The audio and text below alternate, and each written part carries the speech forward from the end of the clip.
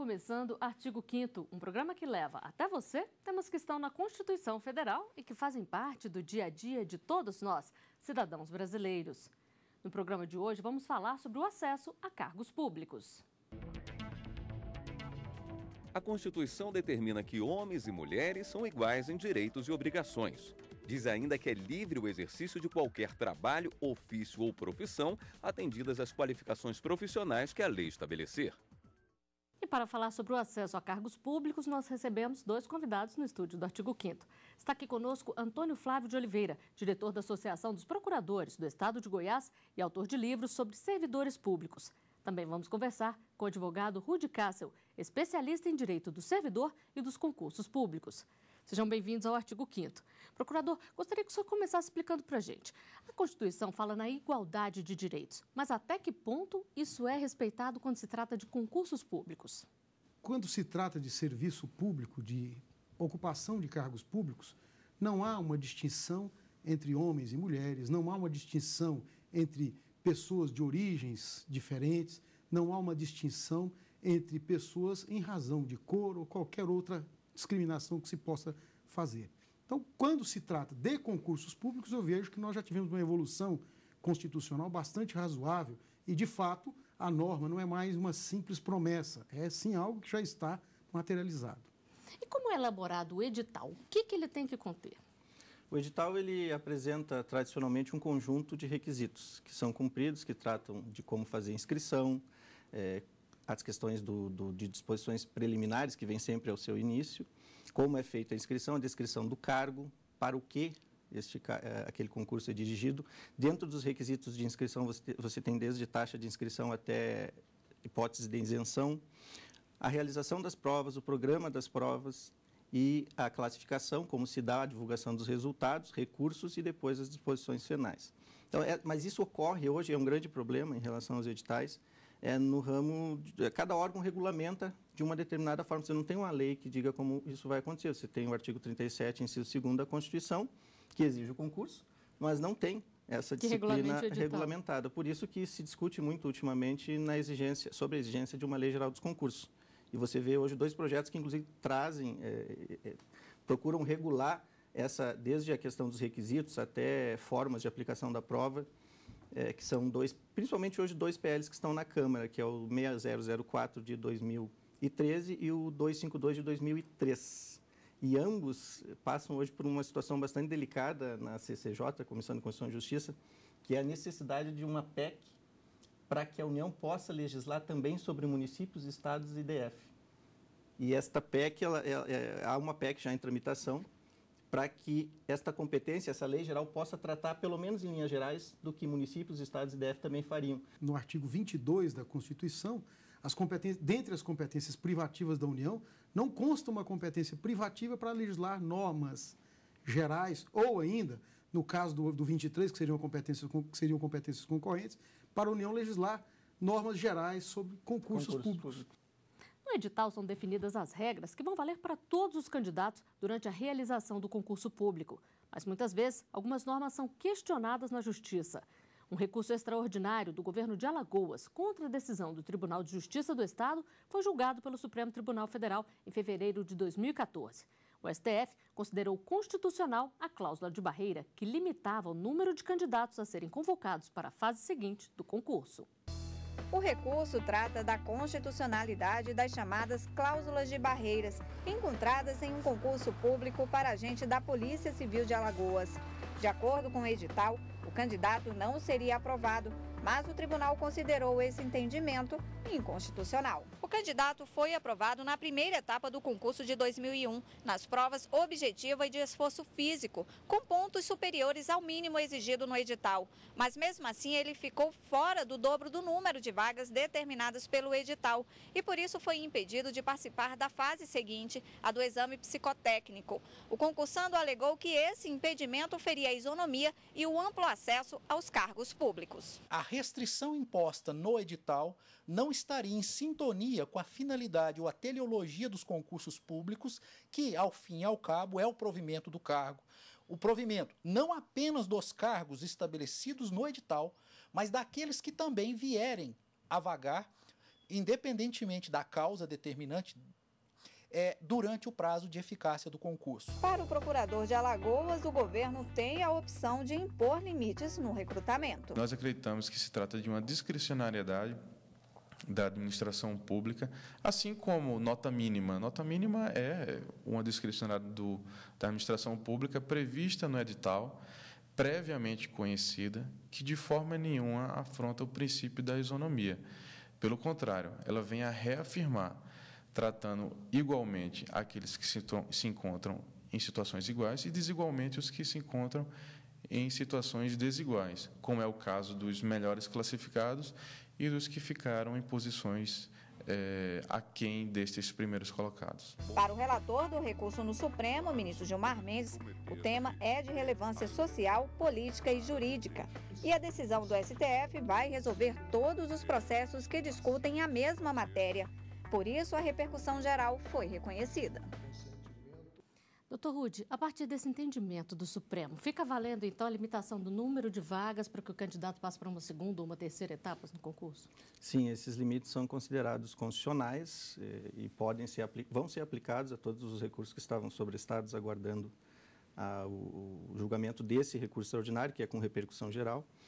E no julgamento desse recurso, que envolve o concurso para a Polícia Civil de Alagoas, foi muito interessante que o ministro Gilmar Mendes, que foi o relator, ele validou, inclusive, outro aspecto, porque são duas cláusulas que, basicamente, efetuam restrições e podem gerar polêmica. Uma é a cláusula de barreira e outras são as cláusulas eliminatórias. As eliminatórias, em si, dizem respeito à nota de corte, que já é de conhecimento de todo mundo, e diz respeito também às eliminações decorrentes, no caso da cláusula de barreira, à fixação de um número prévio.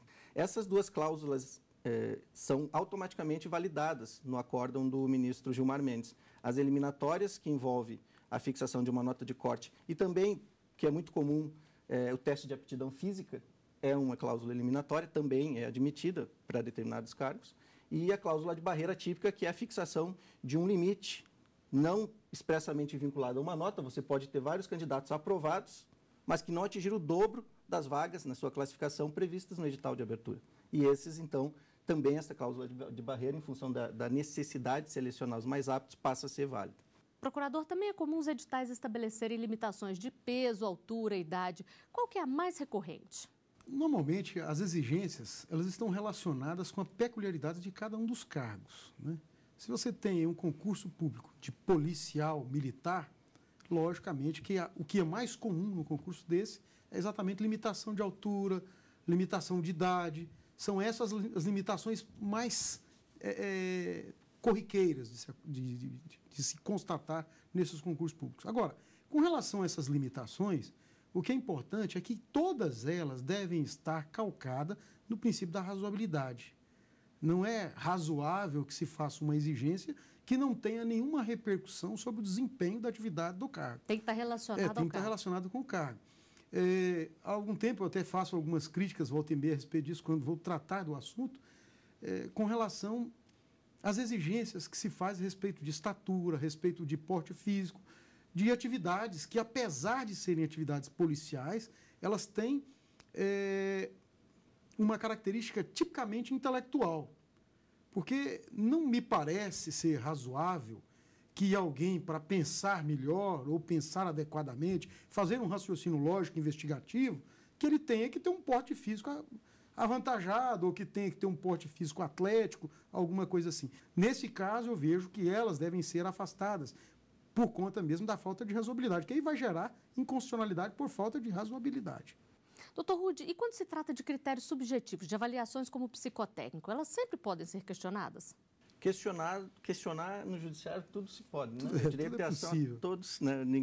O judiciário não se furta a analisar. Agora, raramente você tem uma situação que justifica ou que confere aquele suporte fático necessário para, em uma prova subjetiva, veja, aqui por subjetivo eu me restringo às provas, e vou falar no psicotécnico, mas me restringo às provas de caráter discursivo, de caráter subjetivo, as provas escritas, melhor dizendo, diferente das objetivas, que são as de múltipla escolha.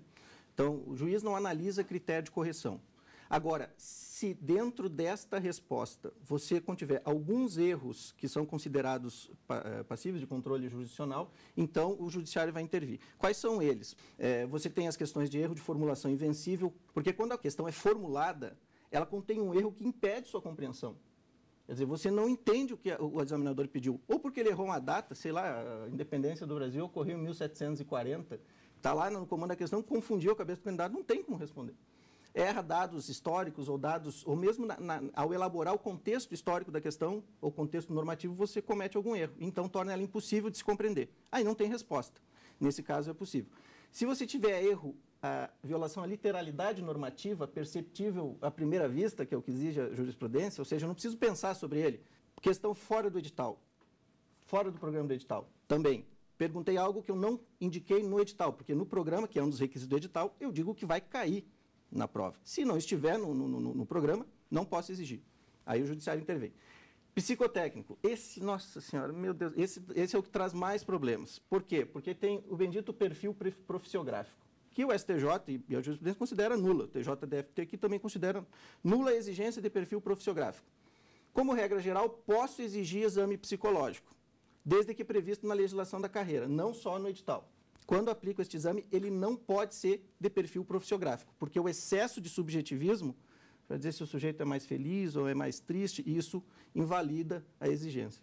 E a questão toda também é o seguinte, porque veja só, uma exigência destas, ela precisa estar prevista em lei, porque o que pauta toda a ação da administração pública, do poder público, é o princípio da legalidade estrita. Outro aspecto que há de se levar em consideração com relação ao exame psicotécnico, também, que as jurisprudências volta e meia têm tocado nele, é quanto à sindicabilidade dos critérios que foram utilizados. Ou seja, o critério que foi utilizado por um profissional psicólogo que atuou no exame psicotécnico, ele precisa ser utilizado, aferido por outro, ser possível que ele seja aferido por outro profissional da mesma área, com resultados semelhantes.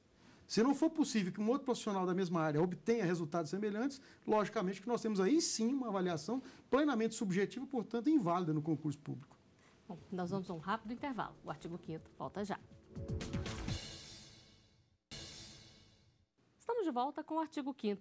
Os nossos convidados são o advogado Rudi Kassel, especialista em direito do servidor e dos concursos públicos, e Antônio Flávio de Oliveira, diretor da Associação dos Procuradores do Estado de Goiás e autor de livros sobre servidores públicos. No programa de hoje, estamos conversando sobre o acesso a cargos públicos. A Lei 8.112, que dispõe sobre o regime jurídico dos servidores públicos, fala sobre o estágio probatório.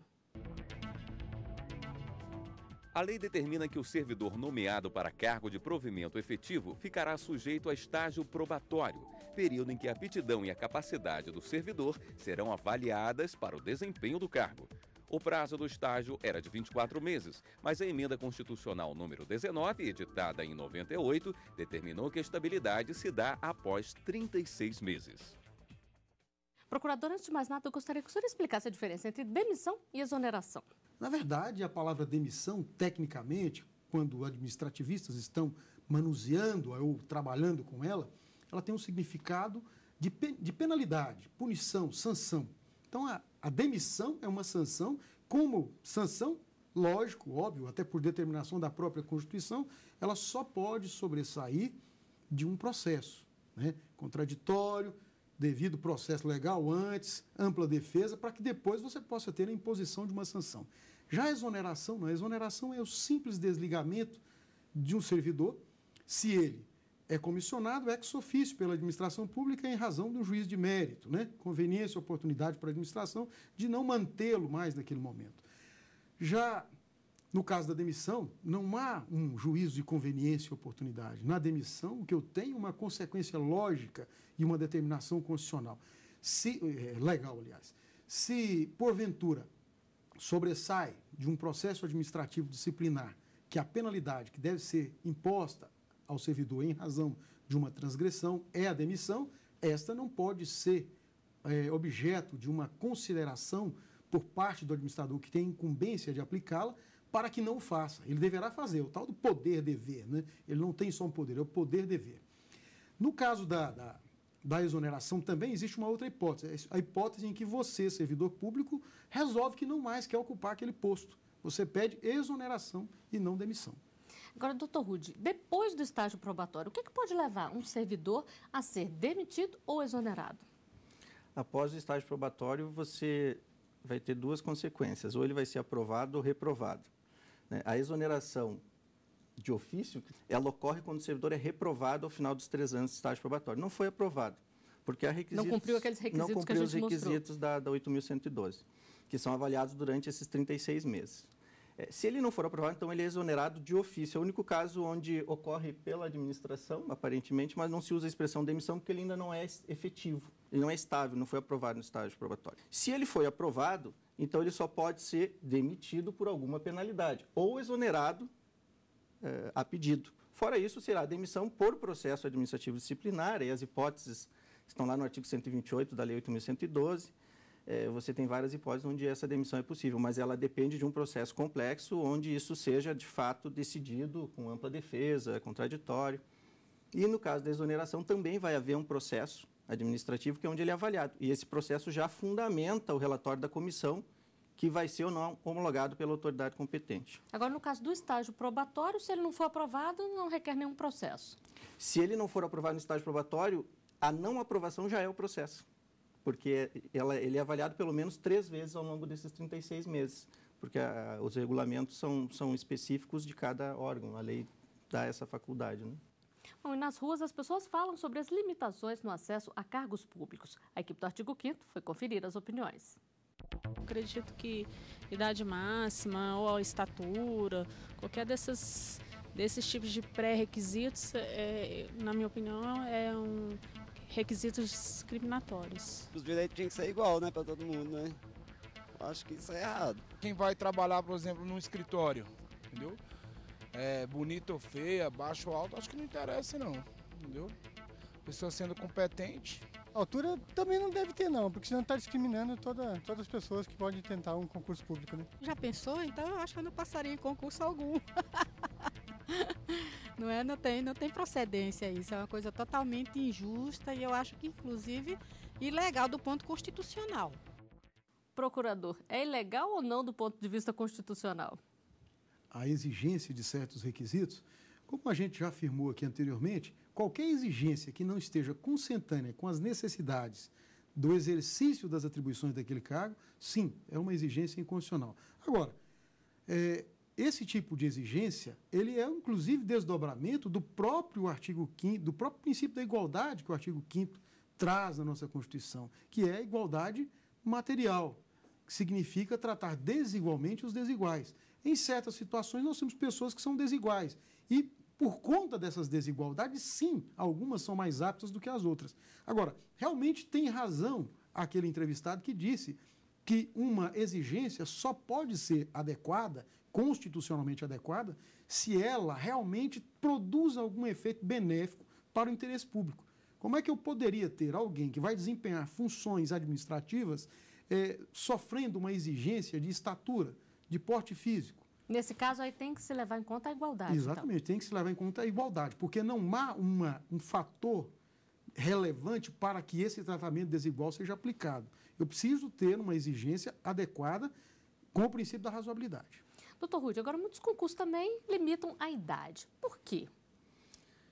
Essa limitação de idade, ela foi bastante discutida no Supremo Tribunal Federal e tem relação normalmente com áreas de segurança pública e em especial com a polícia militar ou militares, polícia militar dos estados ou militares da União.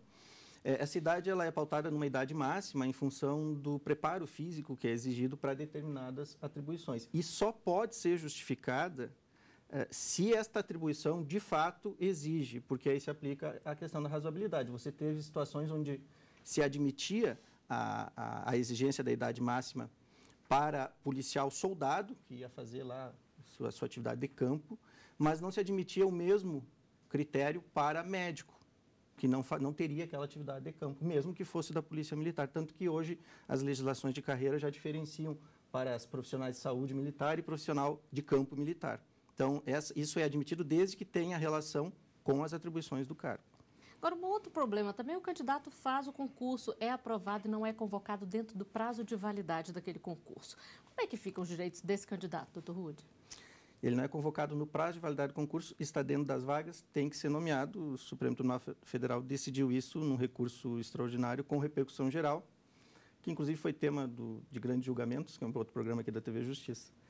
Esse recurso ele veio na esteira de vários do Superior Tribunal de Justiça que assim já decidiam, e tinha um recurso extraordinário também de turma antes da repercussão geral aqui no Supremo decidindo nesse sentido.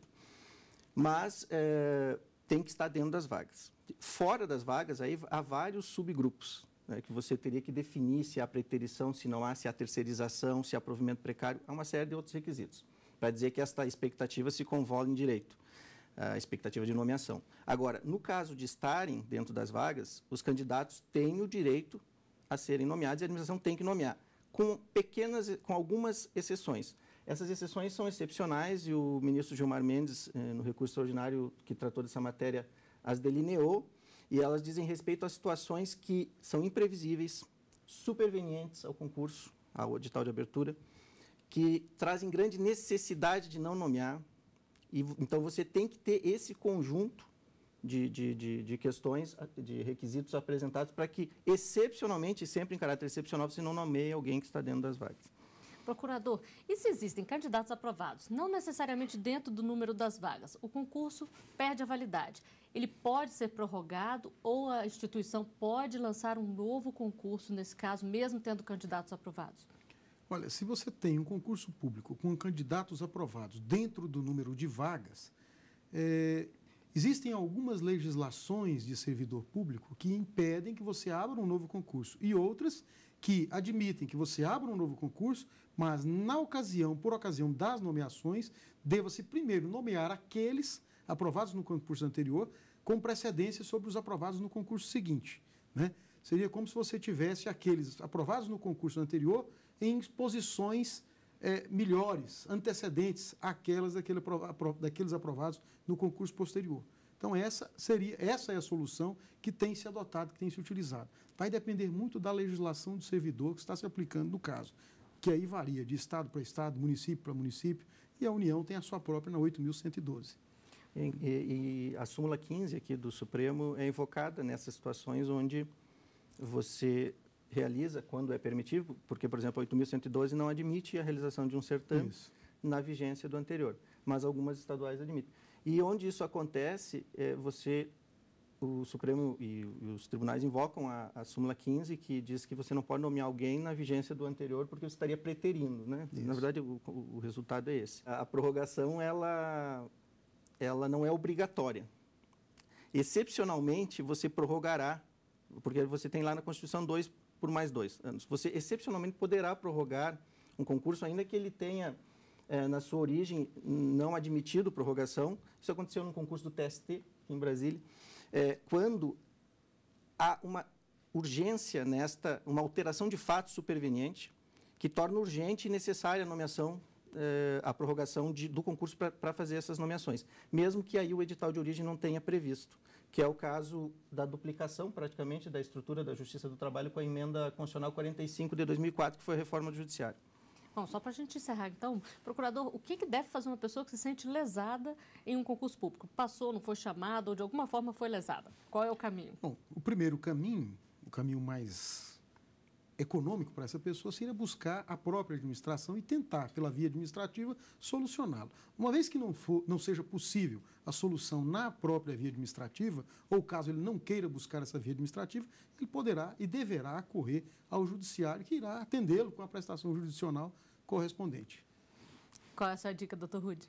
De fato, judicializar a questão imediatamente não deve ser a intenção para não transformar isso também numa etapa do concurso, mais uma etapa do concurso. Judiciário não é aventura. Não basta estar inconformado com a reprovação. Você tem que ter, de fato, a percepção de que algo aconteceu e está errado. E tem que ter uma base. Uma base. E o bom senso não é um requisito de iniciados. O bom senso todos nós temos. Se você perceber que isso está acontecendo, você tem tanto a área administrativa, tem o Ministério Público também, com ações civis públicas e profissionais especializados da advocacia que poderão auxiliar na conclusão. Sem falar que ainda existe até a possibilidade mesmo de se buscar a atuação dos tribunais de contas, que tem relevante atuação no âmbito administrativo para evitar essa judicialização que o Rudy está aqui dizendo que não podemos ter o judiciário como uma aventura, né?